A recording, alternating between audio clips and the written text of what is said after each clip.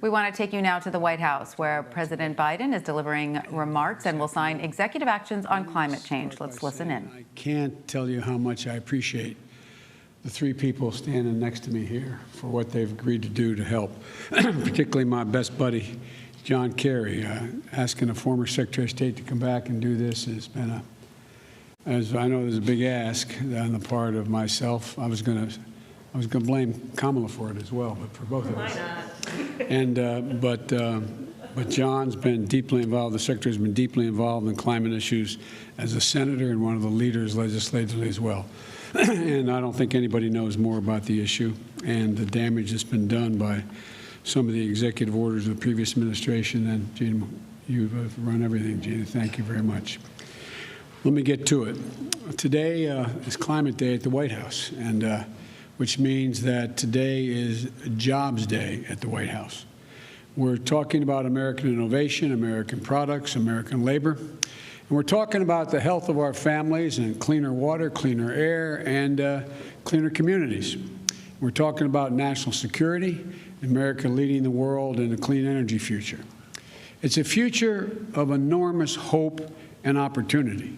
It's about coming to the moment to deal with this maximum threat that that's now facing us, climate change, with a greater sense of urgency.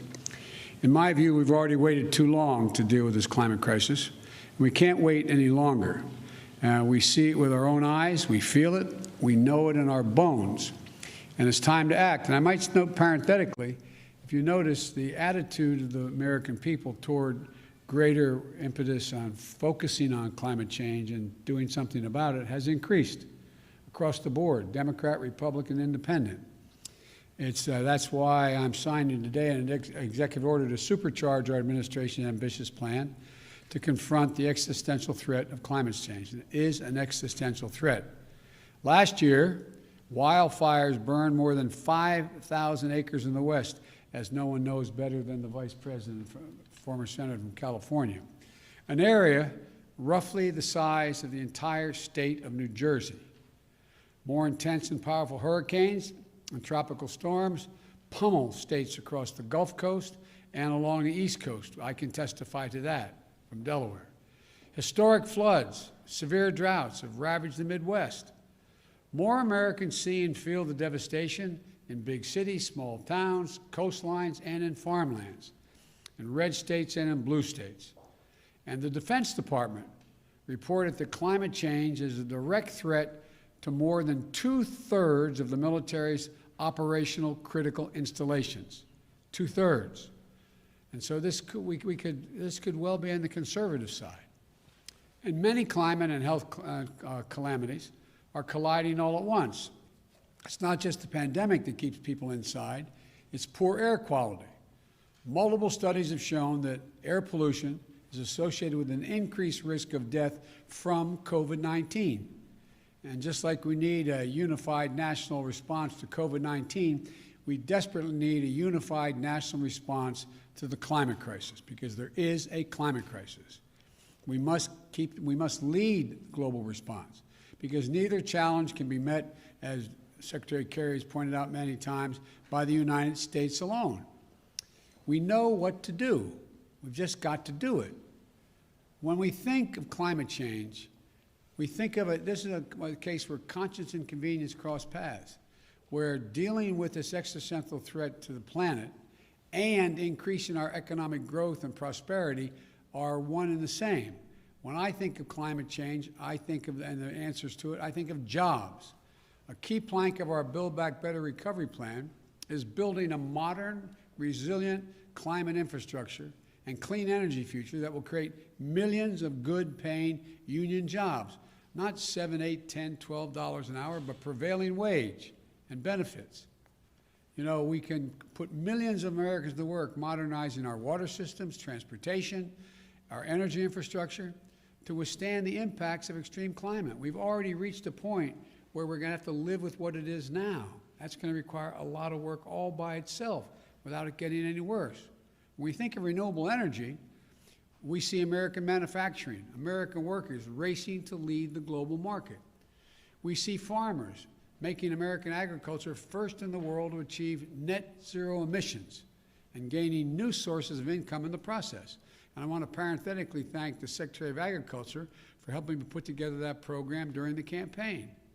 We see small business and master electricians designing, installing, and innovating energy-conserving technologies in building homes and buildings.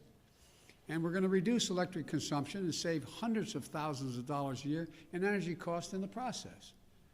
And when the previous administration reversed the Obama-Biden vehicle standard and picked big oil companies over American workers, the Biden-Harris administration will not only bring those standards back, will set new, ambitious ones that our workers are ready to meet. We see these workers building new buildings, installing 500,000 new electric vehicle charging stations across the country as we modernize our highway system to adapt to the changes that have already taken place. We see American consumers switching to electric vehicles through rebates and incentives, and the residents of our cities and towns breathing cleaner air and fewer kids living with asthma and dying from it. Now, not only that, the federal government owns and maintains an enormous fleet of vehicles, as you all know. With today's executive order, combined with the Buy American executive order I signed on Monday, we're going to harness the purchasing power of the federal government to buy clean, zero-emission vehicles that are made and sourced by union workers right here in America. With everything I just mentioned, this will mean 1 million new jobs in the American automobile industry, 1 million. And we'll do another thing. We'll take steps towards my goal of achieving 100% carbon pollution-free electric sector by 2035. Transforming the American electric sector to produce power without carbon pollution will be a tremendous spur to job creation and economic competitiveness in the 21st century, not to mention the benefits to our health and to our environment. Already, 84% of all new electric capacity planned to come onto the electric grid this year is clean energy. Clean energy. Why? Because it's affordable, because it's clean, because in many cases it's cheaper, and it's where we're keeping up. They're keeping up.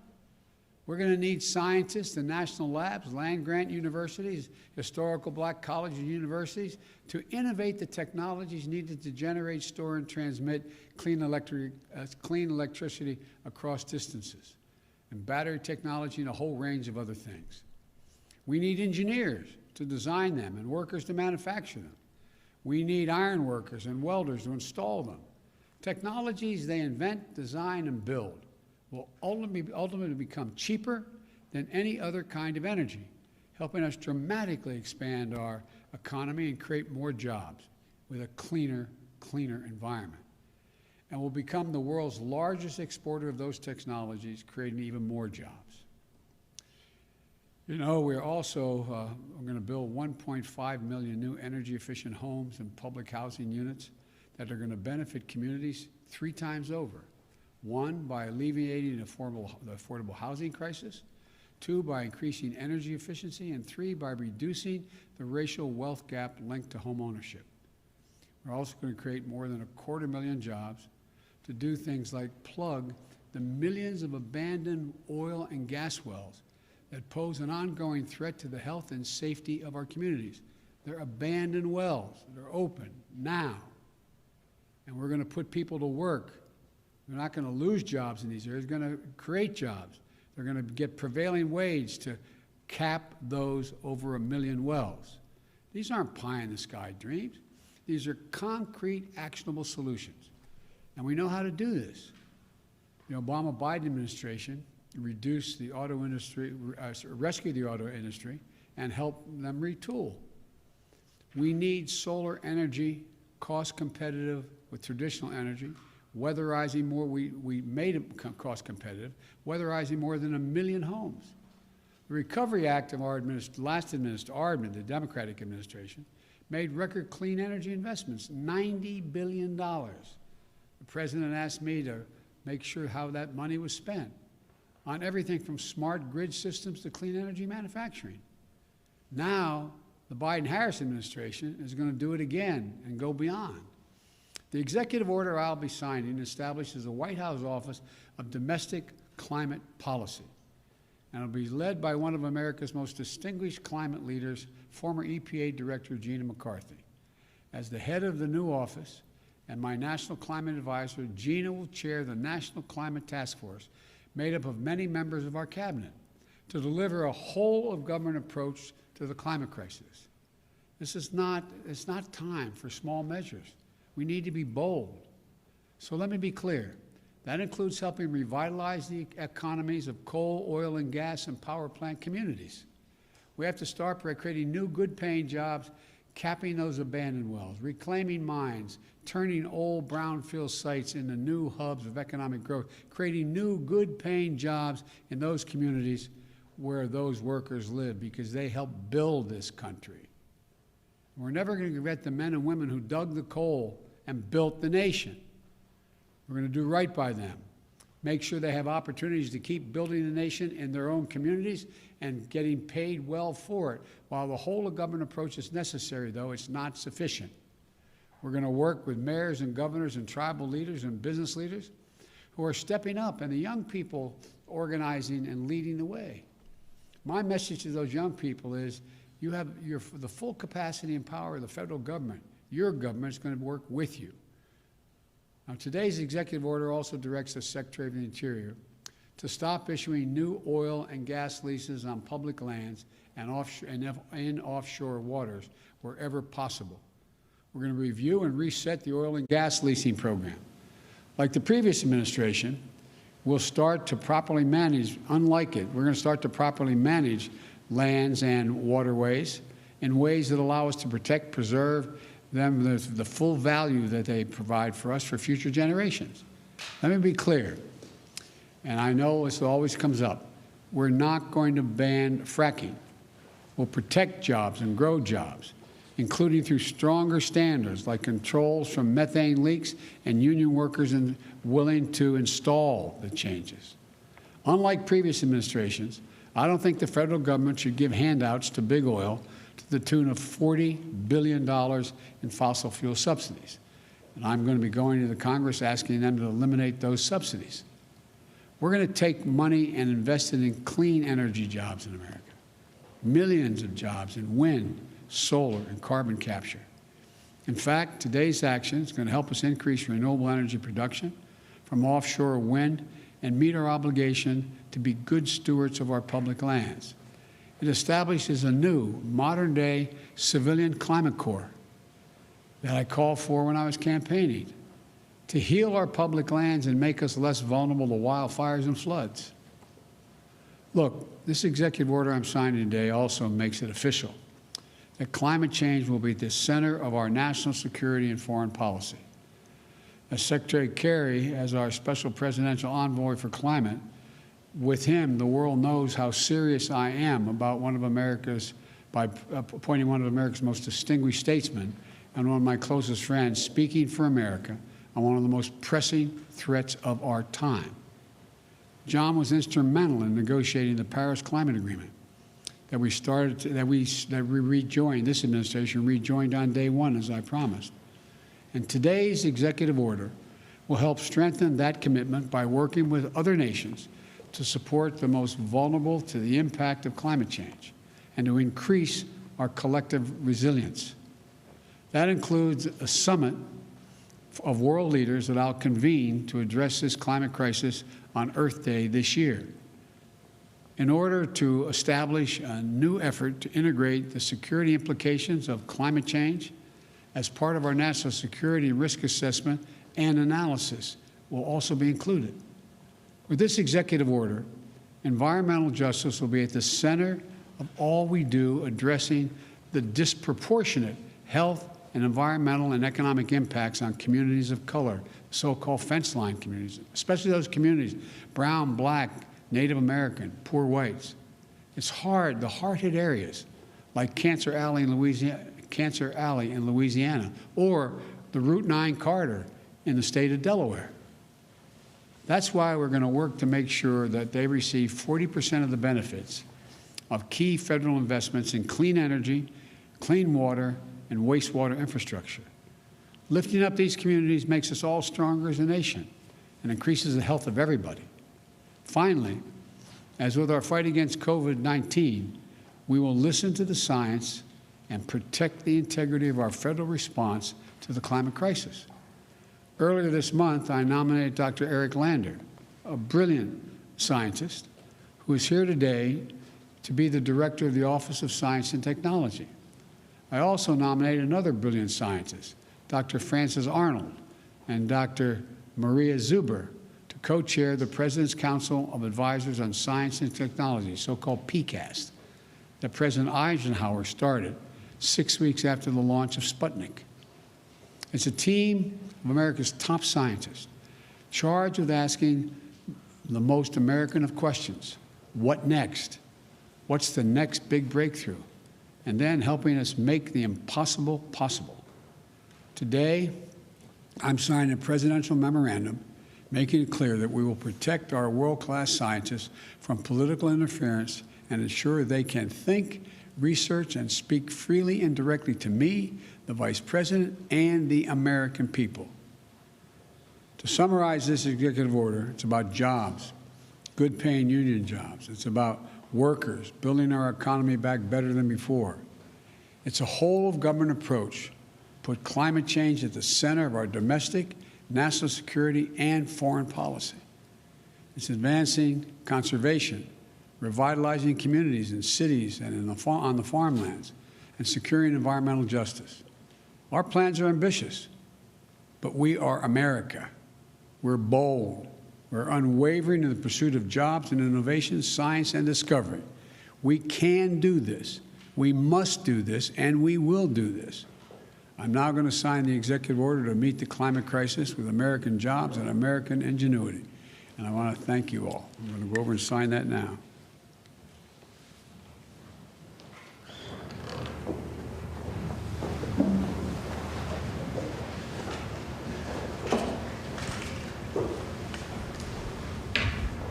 Use the right pen, sir.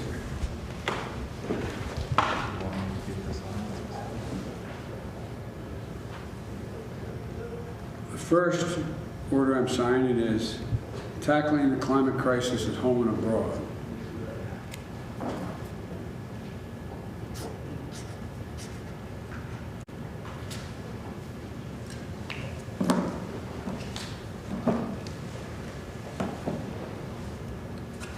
This next one, restoring trust in government through science and integrity and evidence-based policymaking.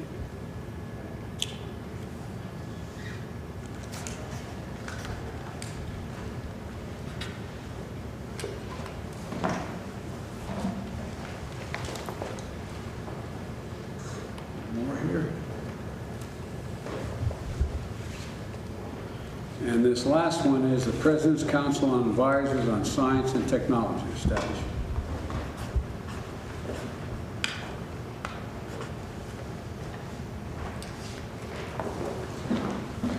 I thank you all for your time. Sir, what sacrifices are you asking Americans to make? Thank you. Mr. President, will you just bring national emergency on climate change, you guys? Sir, after the Republican government, do you still support the impeachment trial, sir? Still support the impeachment trial? And we have been watching President Biden sign several executive actions on climate change, creating jobs, and restoring scientific integrity. President Biden emphasized that he wants to focus on clean energy, which he believes will help create thousands of jobs. The president said his climate focus will also reduce the racial wealth gap and help build green, affordable housing. He called his measures concrete, actionable solutions as opposed to, quote, pie-in-the-sky schemes.